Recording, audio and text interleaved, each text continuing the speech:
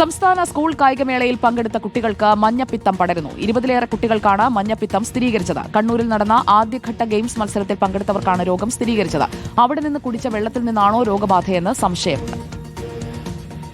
ഇക്കഴിഞ്ഞ സെപ്റ്റംബർ 26-27 തീയതികളിൽ കണ്ണൂരിൽ വെച്ച് നടന്ന ഒന്നാംഘട്ട ഗെയിംസിനെത്തിയ ടെന്നിക്വൈറ്റ് മത്സരാർത്ഥികൾക്കാണ് മഞ്ഞപ്പിത്തം സ്ഥിരീകരിച്ചത്. തിരുവനന്തപുരത്ത് കോച്ച് ഉൾപ്പെടെ 6 പേർക്ക് രോഗം സ്ഥിരീകരിച്ചു. നിലവിൽ 2 പേർക്ക് മഞ്ഞപ്പിത്തമുണ്ട്, 3 പേർക്ക് പനിയുണ്ട്. ഞങ്ങളുടെ ഒരു 30-ലധികം താരങ്ങൾക്ക്, ആ മേളയിൽ പങ്കെടുത്ത 30-ലധികം താരങ്ങൾക്ക് നിലവിൽ മഞ്ഞപ്പിത്തം റിപ്പോർട്ട് ചെയ്തിട്ടുണ്ട്. കൊല്ലം ജില്ലയിലും 6 കുട്ടികൾക്കാണ് രോഗം സ്ഥിരീകരിച്ചത്.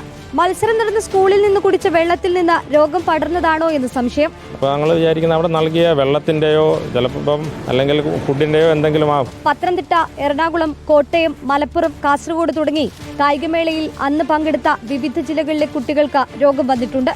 എല്ലാവരും താമസിച്ചതും യാത്ര ചെയ്തതും വ്യത്യസ്ത സ്ഥലത്താണ്.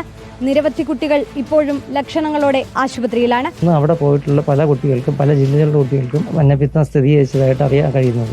അതേസമയം രോഗ ഉറവിടം സ്കൂളാകാൻ സാധ്യതയില്ലെന്നാണ് സ്കൂൾ അധികൃതരുടെ വിശദീകരണം.